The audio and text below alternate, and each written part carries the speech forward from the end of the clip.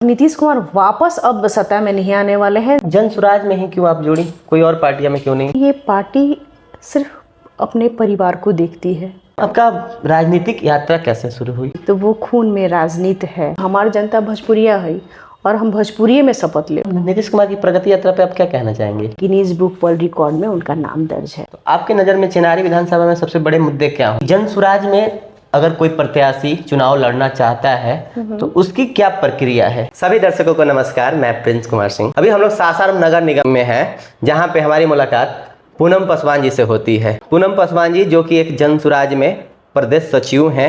आइए इनसे कुछ जन स्वराज से रिलेटेड बातें करेंगे। स्वागत है हमारे चैनल पर मैम। आपके देखने वाले दर्शकों को मेरा नमस्कार। मेरा नाम पूनम पासवान हुआ। जन स्वराज में हम प्रदेश सचिव हैं। बिहार में बहुत सारी पार्टियां हैं, फिर एक जन स्वराज पार्टी आती है। तो मैम जन स्वराज में ही क्यों आप जुड़ी, कोई और पार्टियां में क्यों नहीं? क्योंकि नई पार्टी है, नई पार्टी पे लोग भरोसा करेंगे या नहीं करेंगे? देखिए, हम बताना चाहते हैं कि पार्टियां बहुत सारी हैं, लेकिन ये भी सच स्वीकार करना होगा कि अभी भी बिहार पूरे देश में सबसे निचले पायदान पे है। तो पार्टियां तो हैं, लेकिन बिहार बदलाव के लिए किसी ने सोचा ही नहीं। और ये पहली बार ऐसा है कि जन स्वराज के जो प्रणेता है आदरणीय प्रशांत किशोर जी, उन्होंने बिहार को व्यवस्था परिवर्तन के लिए अपना विजन बनाया है। 5 साल का, 10 साल का, 15 साल का, और एकदम निचले तबके से शुरुआत करके और एकदम जड़ से जो जंग लग गया है ना बिहार के राजनीति में, व्यवस्था में, उसको सफाई करने का उन्होंने मुहिम ठाना है। उस मुहिम में हम लोग उनके साथ हैं। आपका राजनीतिक यात्रा कैसे शुरू हुई? हम नालंदा जिला से अपनी राजनीति की शुरुआत किए हैं। उसके पहले पटना कॉलेज में हम मगध महिला कॉलेज के प्रोडक्ट रहे, तो हम लोग वहाँ से अपनी राजनीति की शुरुआत किए। जो भी बातें कॉलेज के भीतर कुछ होती थी तो एक झुंड बना के हम लोग अपना आंदोलन करते थे, बीसी का घेराव करते थे। चुनाव में हम खड़े भी हुए, जीत नहीं सके। उसके बाद हमारी शादी नालंदा जिला 2003 में हुई और घर में राजनीतिक वातावरण था, तो हम लोग समता पार्टी से जेडीयू में आए, वहाँ के भी फाउंडर मेंबर हैं। फिर हम पार्टी के भी फाउंडर मेंबर हैं। संजोग बस जब नई पार्टी जन स्वराज आई तो वहाँ के भी हम फाउंडर मेंबर हैं, यानी कि 20-25 साल से हम लोग राजनीति कर रहे हैं। देखिए, हमारी राजनीतिक पृष्ठभूमि ही रही है। 1957 से 62 हमारे परदादा जी एमएलए रहे। मेरे परदादा जी का नाम रामाधार पासवान हुआ। उस समय सासाराम जनरल सीट हुआ करता था, तो सासाराम से वो चुनाव जीते जनरल सीट से। उसके बाद वो विधानसभा गए और वहाँ पे उस टाइम में था कि आप इंग्लिश और हिंदी दो ही लैंग्वेज में आप शपथ ले सकते हैं। हमारे दादा कहे कि ना, हमारी जनता भोजपुरिया है और हम भोजपुरी में शपथ ले। और वो अनशन पे बैठ गए। 8 दिन अनशन चला और केंद्र में संविधान में संशोधन होके आया कि क्षेत्रीय भाषा में भी आप शपथ ले सकते हैं। और मेरे दादाजी अपने भोजपुरी में ही शपथ लिए और गिनीज बुक वर्ल्ड रिकॉर्ड में उनका नाम दर्ज है। तो वो खून में राजनीति है। और जिला परिषद का मैं चुनाव भी लड़ चुकी हूँ। चंडी पश्चिमी से जनरल महिला सीट था, चुनाव हम नहीं जीत सके। जन स्वराज से पहले आप बीजेपी में और जेडीयू में दोनों में थी जी। ऐसी क्या कारण थी कि आपको दोनों पार्टियां छोड़नी पड़ी? जी, जब हम लोग जेडीयू में थे तो उसके बाद जब मेरी शादी 2003 में नालंदा ज़िला में हुई तो उस समय समता पार्टी हुआ करता था और 2004 में समता पार्टी टूट करके जेडीयू बना था। तो जेडीयू के हम लोग फाउंडर मेंबर हैं। हमारे घर में जो अभी वर्तमान हरनौत के विधायक हैं श्री हरि नारायण जी, वो विधायक हुआ करते थे और हमारे फादर इन लॉ के साथ उनकी बड़ी अच्छी दोस्ती थी। तो घर का वातावरण अच्छा था। हमको राजनीति में वहाँ भी आने का मौका मिला और जेडीयू के हम फाउंडर मेंबर हैं और नालंदा ज़िला में सब कुछ ठीक चल रहा था। एक बार ये 2015 में ऐसा बात आया कि आदरणीय नीतीश कुमार जी ने आदरणीय मांझी साहब को मुख्यमंत्री पद से हटा दिया। तो उस टाइम में एक बहुत बड़ा कुनबा जेडीयू से टूट करके मांझी साहब के साथ चला गया। तो हमारा परिवार भी और हम लोग भी जेडीयू से टूट करके हम पार्टी में गए और वहाँ हम पार्टी के भी, हिंदुस्तानी आवाम मोर्चा के भी हम फाउंडर मेंबर हैं। लेकिन वहाँ भी काम करते हुए लगा कि ये पार्टी सिर्फ अपने परिवार को देखती है। आदरणीय श्री जीताराम मांझी साहब को जब जब टिकटें मिली तो उन्होंने अपने समधिन को टिकट देने का काम किया, दामाद को टिकट देने का काम परिवारवाद किया। परिवारवाद जब था तो ऐसा लगा कि नहीं, हम सही जगह नहीं हैं। तब थोड़ा हम घर में 2020 के बाद 21 के बाद थोड़ा हम घर में बैठ गए और हम सोच रहे थे कि अब किस पार्टी में हम जाएं। हम मुकेश साहनी जी के पार्टी में जाएं कि उपेंद्र कुशवाहा जी के पार्टी में जाएं। तभी ऐसा हुआ कि प्रशांत किशोर जी जो पूर्व में जेडीयू के उपाध्यक्ष हुआ करते थे, वो एक नया मुहिम लेके, नया सोच लेके 2022 से अप्रैल मई में लोगों से मिलने जुलने लगे, अपनी बात करने लगे। और हम और हमारा परिवार, हमारे हस्बैंड विश्वजीत पासवान जी, हम लोग उनसे मिलने लगे। वैसे ही कारवां बना और लगा कि नहीं, बिहार बदलाव के लिए प्रशांत किशोर जी संकल्प लेके आए हैं। और पहले तो अभियान ही चला, पदयात्रा चला, बाद में पार्टी बनी है। तो बिहार बदलने की मुहिम में प्रशांत किशोर जी के साथ हैं हम लोग। जन सुराज में अगर कोई प्रत्याशी चुनाव लड़ना चाहता है तो उसकी क्या प्रक्रिया है, वो कैसे जन सुराज से चुनाव लड़ सकता है? इसका भी हम 3-4 प्रक्रिया से होके संभावित उम्मीदवार हमारे यहाँ बनाया जाता है।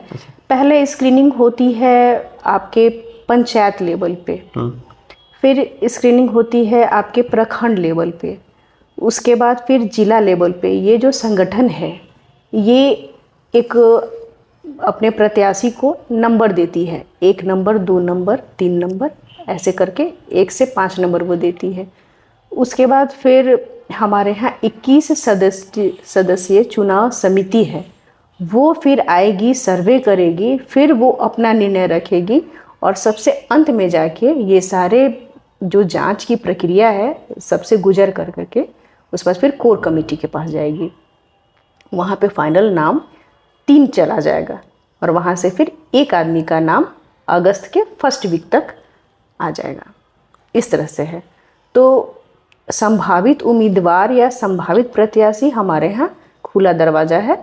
5 लोग, 10 लोग एक विधानसभा से आ चुके हैं। हमारे यहाँ 12,000 फॉर्म जमा हुआ है ऑनलाइन और तकरीबन 4-5 हज़ार पैसा, हाँ 21,000 रुपये शुल्क दे करके लोग आए हैं।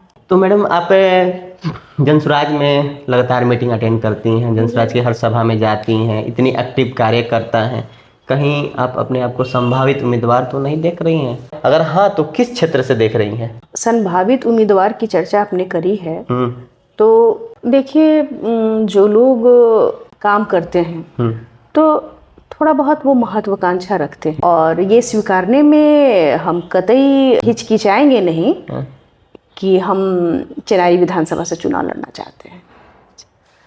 चिनारी विधानसभा ही क्यों?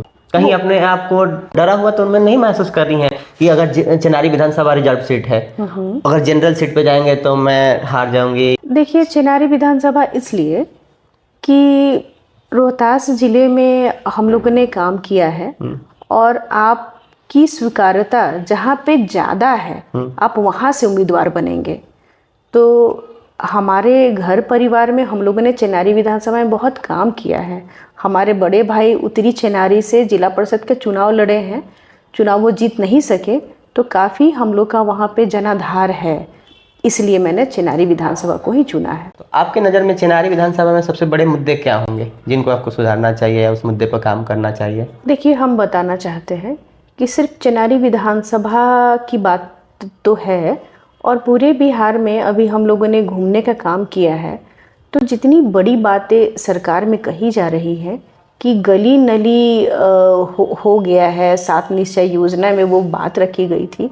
आज भी हम चिनारी विधानसभा में घूमते हैं तो सड़कें अच्छी से बनी नहीं है, नाली का पानी अभी भी सड़क पे चल रहा है। तो कागजी काम तो नीतीश कुमार जी के सरकार में कागजी काम बहुत हुआ है, लेकिन ज़मीन पे वो बातें नहीं दिखी हैं। और हम ये भी देखते हैं कि महिला लोग की जो बदहाली है वो वैसे की वैसे ही है। तो हमारी पार्टी कह रही है कि हम महिलाओं को कर्ज मुहैया कराएंगे बहुत सस्ते ब्याज पे, ताकि वो आर्थिक रूप से मजबूत बने और हमारा बिहार खुशहाल हो। ये सब मुद्दे हैं। नारी को और अच्छा, बेहतर, सुंदर, स्वच्छ बनाया जा सकता है, जिस पे काम होना चाहिए। चिनारी विधानसभा में अभी जो विधायक हैं मुरारी प्रसाद गौतम जी मंत्री भी रह चुके हैं, कांग्रेस की सीट पे चुनाव लड़ते हैं, टिकट मिलता है और जीतते हैं, भाजपा में चले जाते हैं। कहीं आप भी तो जनसुराज की सीट पे टिकट लड़के किसी और पार्टी में नहीं चले जाइएगा? देखिए, ऐसा नहीं है।